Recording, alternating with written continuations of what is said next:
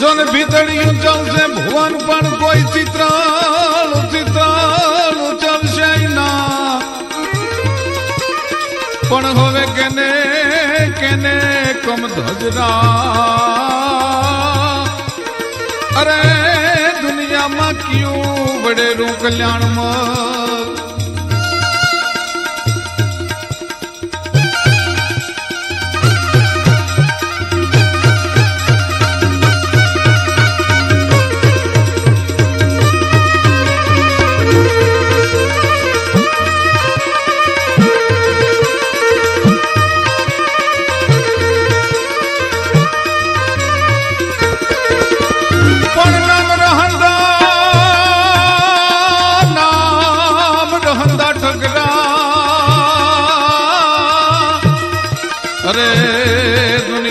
નાણા નહીં રહ પણ નકી રાત હંગા કોટડા અરે કોઈથી પાડ્યા નહીં પડ આયા તો નામ રહંગા ઠકડા અરે અને નાણા નહીં રહ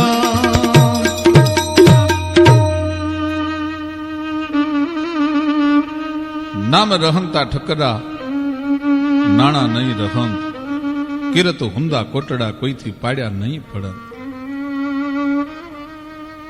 ઈડર મહારાજ કલ્યાણમલને કવિ સંબોધીન દુહો કે છે કે ભીતળિયું ચલશે ભવન પણ ચિત્રળ ચલશે ના. આ દેહરૂપી ભુવન છે એક દી પડી જશે, આ કાયા એક દી પડી જશે, આ પરમાત્મા એ બનાવેલો બંગલો એકવાર પડી જશે અને પંચ મહાભૂતમાં મળી અને ભસ્મ થઈ અને રાખ બનીને ઉડી જશે. ભીતળિયું ચલશે ભવન પણ ચિત્રળ ચલશે ના. પણ દાતારીના ભક્તિના માનવતાના શૂરવીરતાના જગતના ચોકમાં જે ચિત્રો દોરીને માણસ વયોગ્યોની ચિત્ર કોઈ દી પડવાના નથી, ભૂસાવાના નથી. ભીતળિયું ચલશે ભવન પણ ચિત્રળ ચલશે ના. કેને કમત હજરા કયા વિડેના કલ્યાણ. પણ એવા વીરવર પુરુષોને, સતીઓને, જતીઓને, સુરાઓને, સંતોને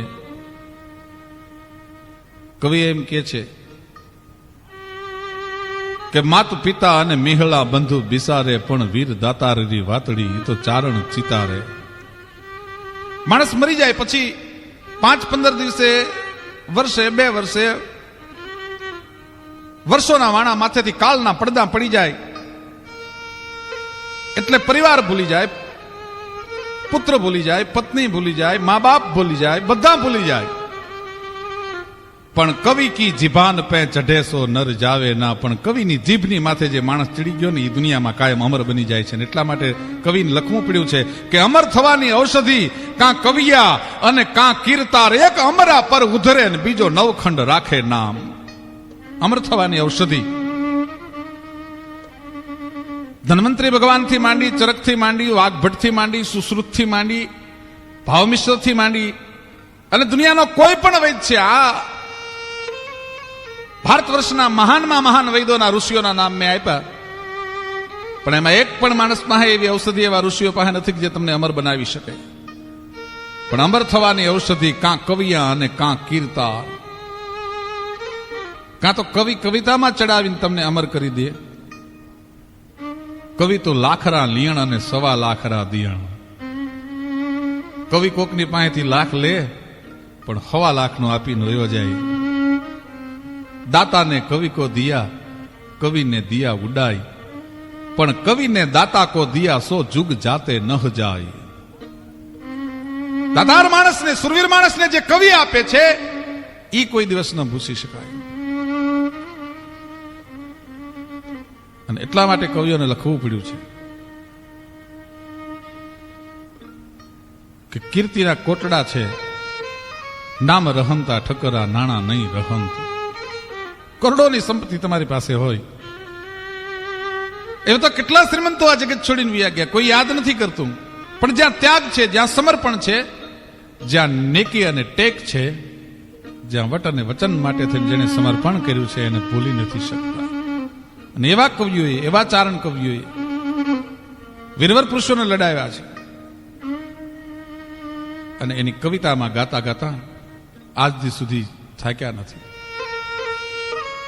અને એવા ભાવનગર રાજના જે હું ઇતિહાસની વાત આપને કરું છું, ભાવનગરના સમર્પણની જે હું આપને વાત કરું છું, પણ એકલું ભાવનગર સમર્પણ કરે એમ નહીં. સમર્પણ ક્યાં સુધીનું હોય, ક્ષમા ક્યાં સુધીની હોય, અંતરની અમીરાત ક્યાં સુધીની હોય. નાનકડો પ્રસંગ મારે કહેવો છે.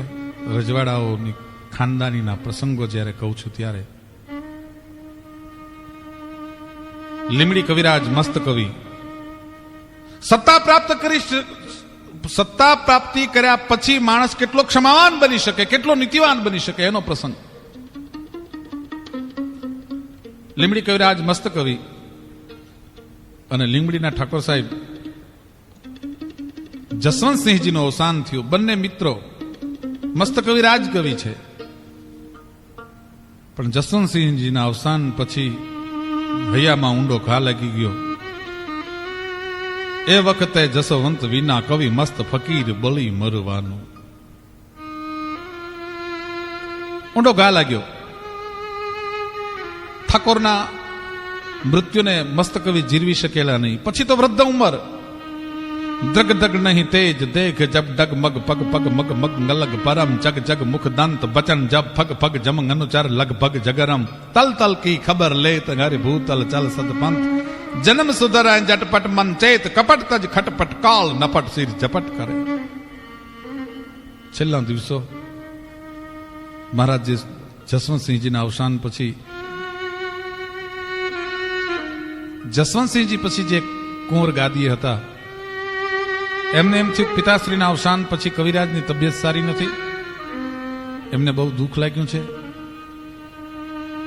અને એ તો જોડીદાર આ જગતમાંથી વયો જાય માણસને, વૃદ્ધ માણસને ખબર પડે પછીના દિવસો કેમ પસાર કરી શકાય. તમારી વાત સાંભળવા કોઈ તૈયાર ન હોય,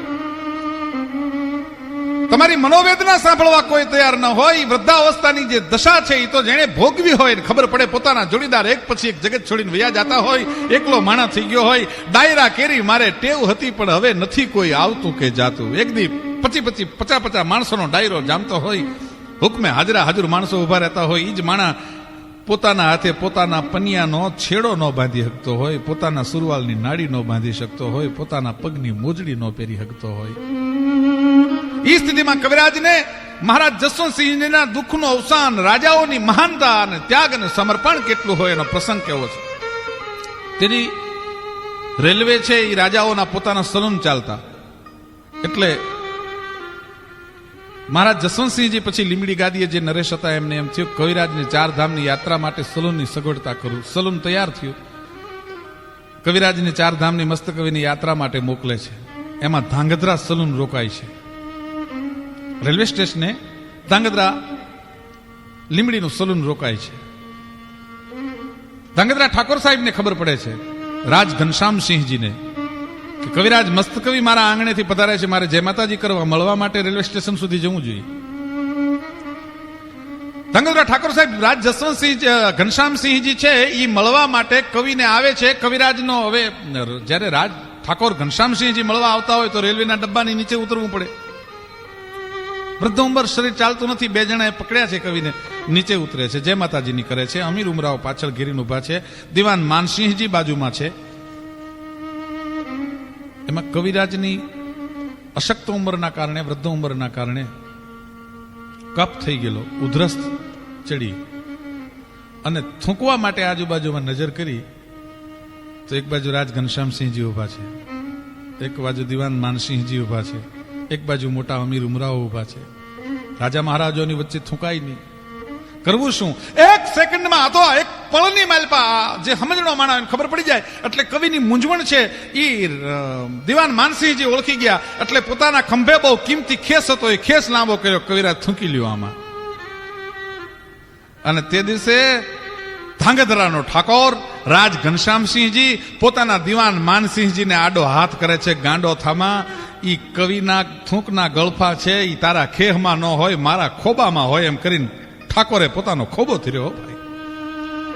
રાજ ઘનશ્યામસિંહજી પોતાનો ખોબો ધરે છે કવિના થૂંકને ઉપાડવા માટે થઈને.